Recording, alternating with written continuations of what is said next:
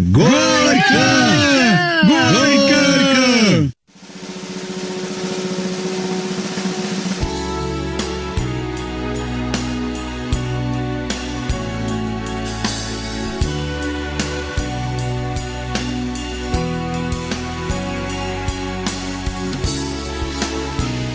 Welcome back, dear friends. Sebastian Gorka here with America First on the Salem Radio Network.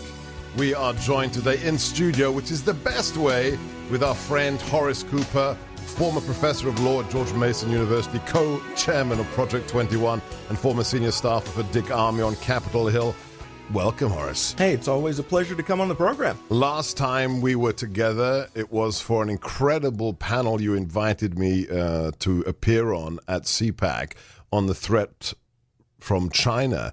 And I have to say, it's probably one of the best panels I've seen on the subject since I was awoken to the threat that China is. And I was very happy to see, because it wasn't a main stage event, but the room was packed. Absolutely. Yeah. I was so impressed at the interest, because this is an issue that a lot of people haven't been paying attention to. Our president, before he was president, was aware of some of these concerns. But even now, as president, the media fails to give the kind of attention to the serious threat that is facing our country, not because we don't want to cooperate, not because we don't want to engage in economic transactions, but because one of the two parties has a different agenda. Ours is one of mutual respect and prosperity. Theirs is what can they take from us on what terms, to the point that we're crippled and we collapse. That's really different. And we are displaced by them. Absolutely. That's their plan. That's the Chinese plan. Right. Yes. They want to become the hegemonic power in the world. And if you don't believe me, ladies and gentlemen, you can go online. It's not classified. Look up one phrase: one belt, one road. And that is the avowed, explicit Chinese strategy to displace America. So thank you for inviting me to that, Horace, and please keep on doing what you do. We have so much to talk about today. It's Friday. We do Second Amendment stuff. We'll touch upon that as well. But I'd like you saved me from having to do it. You read an article in Politico. I do not read the Politico. I don't even talk to those guys. But first, let me share an article that I read on the Daily Wire from Casey Dillon that I wanted to share with the listeners, but now you're here, I've got to get your take as well.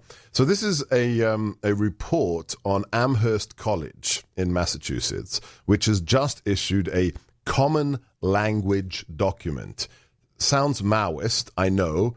That's because it is Maoist. So this is the prescribed use of language now permissible or impermissible on the campus at Amherst College. And I'll just give you a couple of sound bites. Number one, the document defines capitalism thusly: a system that leads to exploitative labor practices which affects marginalized groups disproportionately. That's capitalism.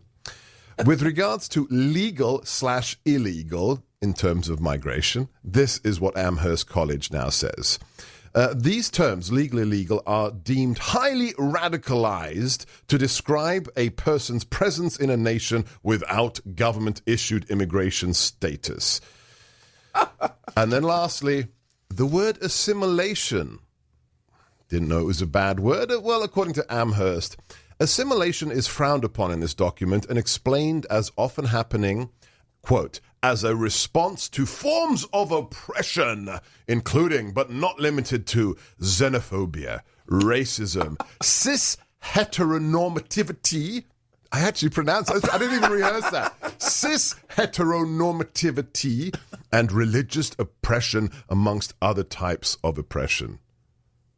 Did you know that's what assimilation means, Horace? I did not know that. But you know what this reminds me of? What? Insanity? A madhouse? The Joker from Batman? I don't know what. My sophomore year at the University of Texas, and I was required to take as one of my core classes this course on sociology.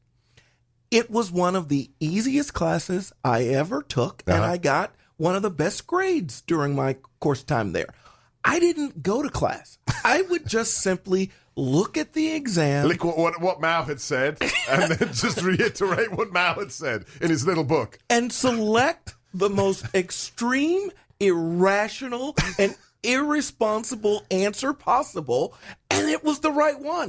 It didn't matter what Whatever the question was the craziest. Yes, you picked that one. That's the and one you got I an picked. And I got an A. Okay. That's what this sounds like. Horace Cooper, look, we have to laugh, but this is the Democrat Party today.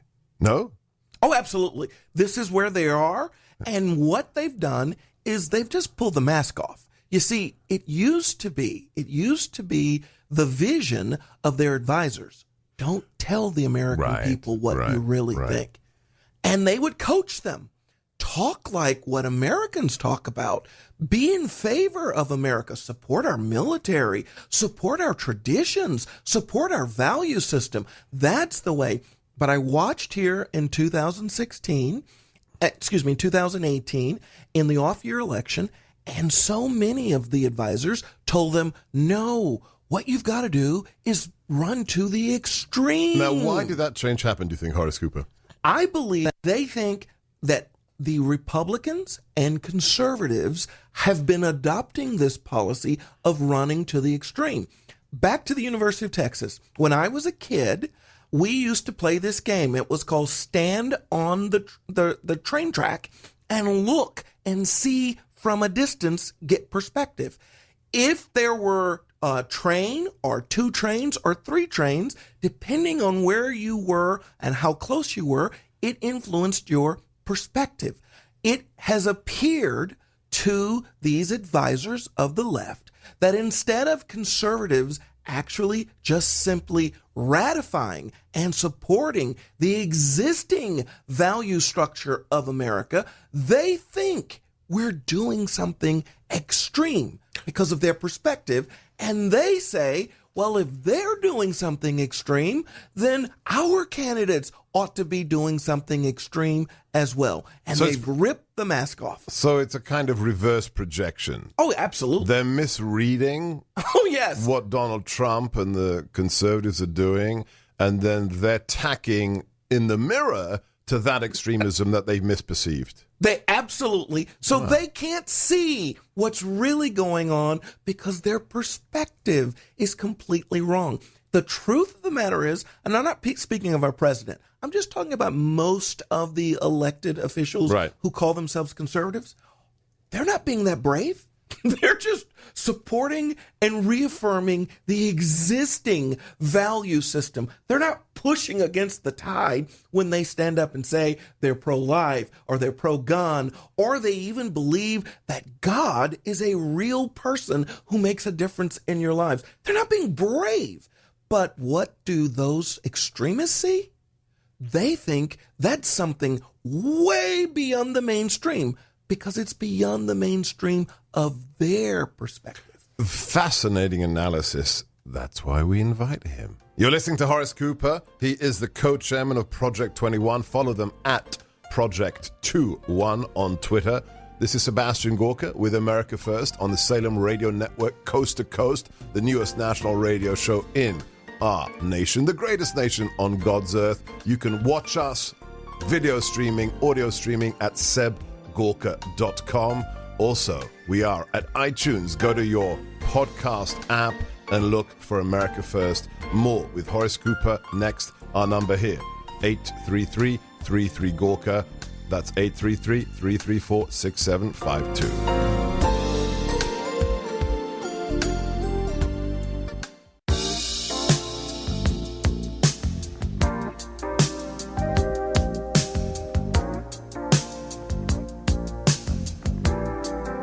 One of the nice things about a good guest is that they have range, meaning they can talk about the threat from China, they can talk about what's going on in the DNC, and then they can talk about one of the most important rights we have, self-defense and the Second Amendment. And that's our topic right now for this segment with Horace Cooper, the co-chairman of Project 21, former professor of law at George Mason University and senior staffer for Dick Armey on Capitol Hill. Horace, let's use New Zealand as a test bed. Awful massacre. This is something that everybody has to condemn. But the response within days was that the government in New Zealand is going to ban multiple types of guns, despite the fact that the perpetrator broke the law in multiple ways. The laws didn't stop him from committing murder. Is this something we can ignore, or is this, if you listen to AOC and others, something that we have to double down in our defense of here in America? Couple things here. Right off the bat, one of the things that he said that he was motivated by, the weaponry that he chose, was precisely to try to stimulate the very kind of reaction that we're experiencing. So that's the first thing, is why are we letting this kind of person have any impact whatsoever on what we're doing? But the second part is, one of the things that should be very, very illuminating if you are an American citizen. The Prime Minister has issued an edict saying, even before Parliament acts, we are going to carry this action out, and we're going to let Parliament come in and ratify it after the fact. So retroactively. We in America operate not under edicts from our leaders, but from the rule of law. Our Second Amendment explicitly contemplated this idea. When King George said to the colonists, I am going to let you defend yourselves from Indians or my service members, the royal forces, I will let you. Right. When I don't wish to let you, we will confiscate firearms. This led George Mason and a number of the other founders to say, wait a second, we can't have our executive government leadership decide on what terms we'll either defend ourselves from threats in our community or even from our government. We're watching New Zealand. Their residents don't have this kind of protection. We absolutely need a rule of law regime that a Republican form of government provides. It isn't just about the Second Amendment. Any one of the rights that we as Americans take for granted, guess what? If you don't have a constitutional government with enacted protections, your leader can just issue an edict, and even if they feel like it, call upon the parliament to ratify it after the fact. We're privileged. They are not. Yeah, this is the most disturbing thing, because whatever your politics are, if they can do it once on this issue, they can do it again on any issue. That's exactly right. Whatever they care to ban. Absolutely. I mean, that's why we had the American Revolution.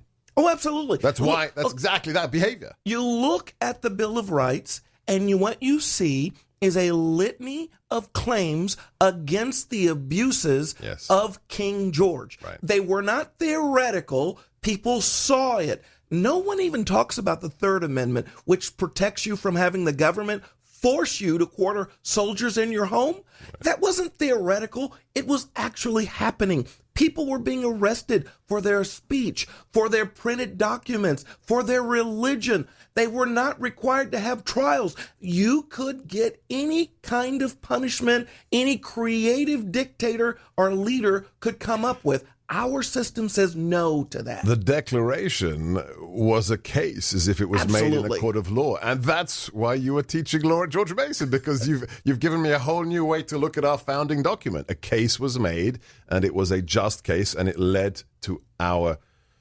freedom being established. I'm Sebastian Gorka. This is America First. Horace, before we end with you, it's been a great segment, or two segments.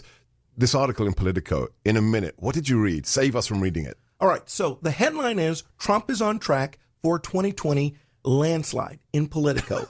The article's written by Ben White and Stephen Shepard.